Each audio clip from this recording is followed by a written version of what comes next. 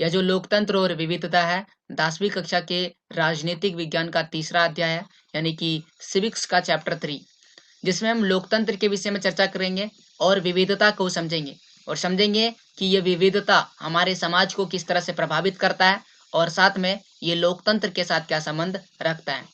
मैं एक ही वीडियो में पूरा अध्याय समझाने वाला हूँ और आप इसे अंत तक देखेंगे तो पूरा अध्याय बेहतर तरीके से समझ सकते हैं। तो आप इसे अंत तक जरूर देखिए, full chapter in one video.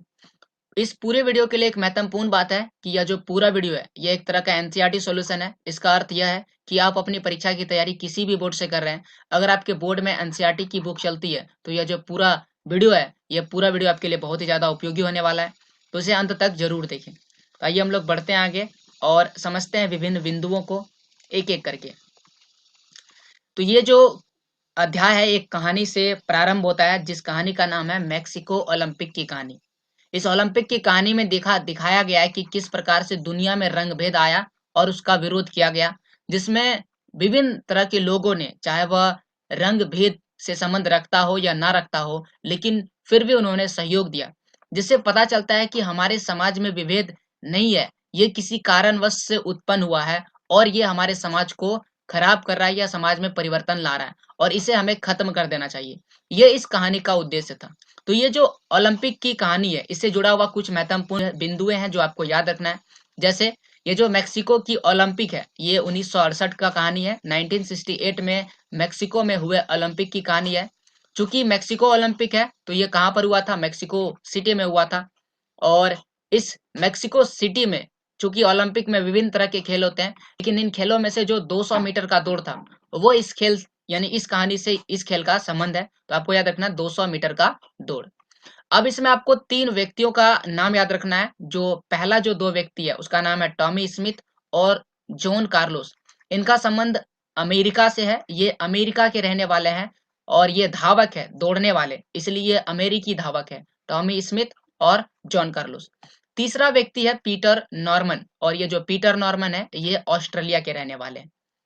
इन दोनों में से यहाँ पर जो आपको 2 पीछे दिख रहा है ये है टॉमी स्मिथ और जॉन कार्लोस, और ये सामने जो दिख रहा है वो है ऑस्ट्रेलिया के निवासी पीटर नॉर्मन।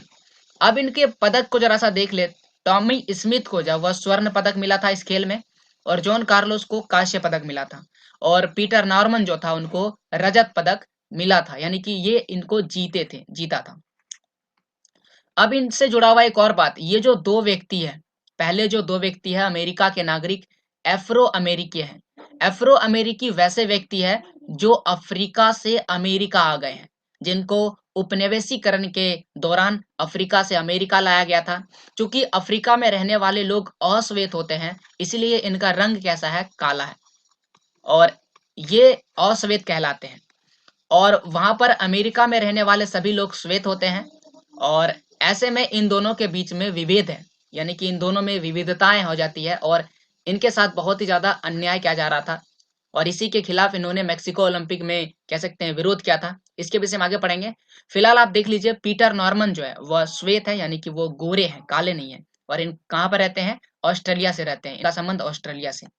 कहानी को आगे बढ़ाते हैं और इस विभिन्न तरह की कहानियों को समझते हैं। आखिरकार इस खेल में हुआ क्या था और ये क्या करना चाह रहे थे।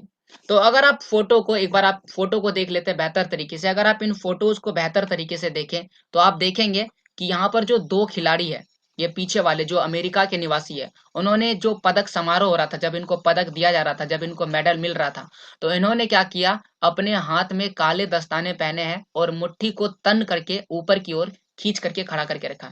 सेम केस इन्होंने किया, टॉम स्मिथ और जॉन कार्लोस ने। और ये जो व्यक्ति है, कह सकते हैं जॉन जॉन कार्लोस इनका नाम है, इन्होंने क्या किया? अपने साथ में माला भी पहना। अगर आपको फोटोज दिख रहा है बेहतर तरीके से आप देख सकते हैं कि ये इन्होंने गले में माला भी पहना है और इसको बोलते हैं मनके की माला, मनके की माला। और ये इन्होंने इसलिए पहना है, जो कह सकते हैं अमेरिका में जो अफ्रो अमेरिको को मारा गया था, काले लोगों को मारा गया था, उनकी याद में इन्होंने ये माला पहना है।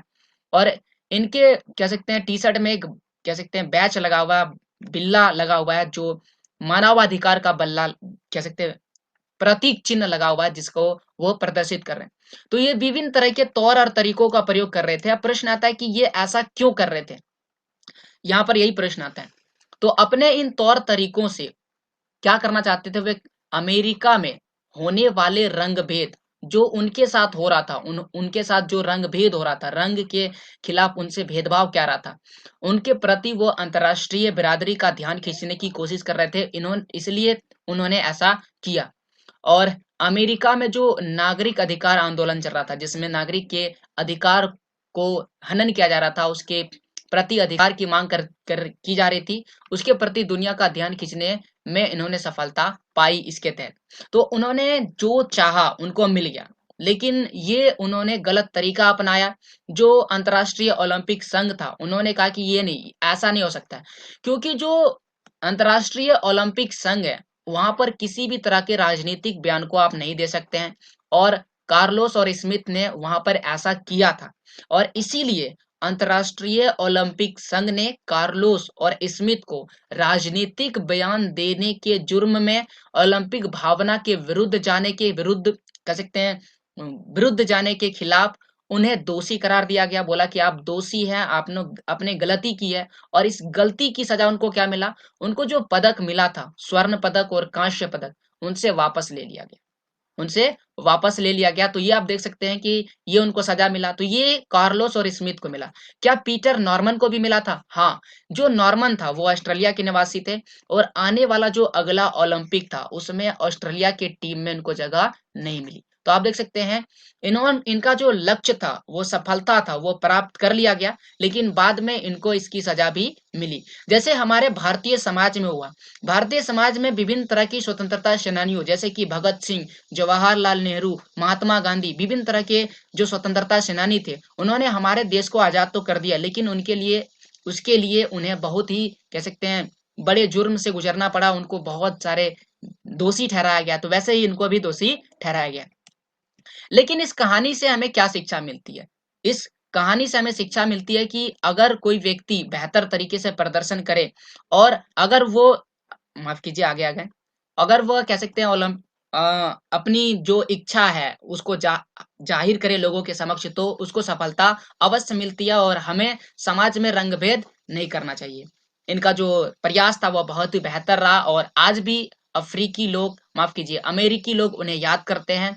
और जहां पर इन्होंने पढ़ाई किए थे, सैन होज स्टेट यूनिवर्सिटी, जहां पर इन्होंने अपने, कह सकते हैं, पढ़ाई किए थे, उन्होंने वहां जो विश्वविद्यालय है, उनके भीतर उनकी मूर्ति लगाई गई, जैसे कि आप कह सकते हैं, वीडियो में देख सकते हैं इमेज।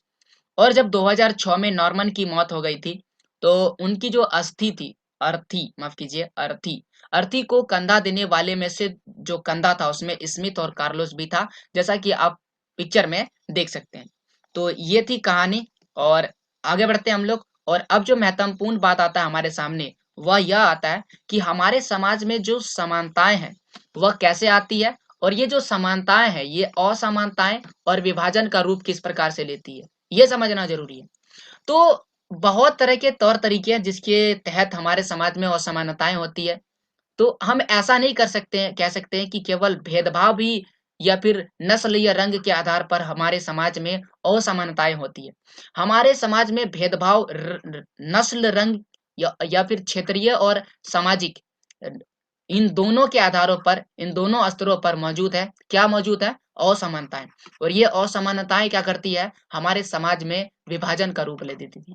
जैसे कि उदाहरण के लिए हम आपको समझाना चाहते हैं, बेल्जियम की अगर बात करें, बेल्जियम में क्या था? बेल्जियम में अलग अलग इलाके में रहने वाले लोगों का जो था, अलग अलग भाषा था। तो वहां पर भाषा के तौर पर लोगों में विभिन्नताएं थे और समानताएं थे, जिसके तरह तहत बेल्जियम बंटवारा हो सकता था, लेकिन नहीं हुआ। यही बात श्रीलंका में भी लागू होता है। अगर श्रीलंका की बात करें, तो यहाँ पर जो भाषा था और जो क्षेत्र था, इन दोनों के आधार पर बंटवारा हुआ, और यहाँ पर लड़ाइयाँ हो चुकी, गृह युद्ध हो चुका है, जो अभी तक बेहतर तरीके से नहीं सुलझ चुका है। इस प्रकार हम कह सकते हैं कि हर समाज, चाहे वो कोई भी समाज हो, देश छोटा हो, बड़ा हो, समाज बड़ा हो या समाज छोटा हो, हर समाज में सामाजिक विविधता जो है, वह अलग-अलग रूप में सामने आती है और हमारे समाज को प्रभावित करती है। तो अगर हर समाज में विभाजन है, विविधता है, तो उससे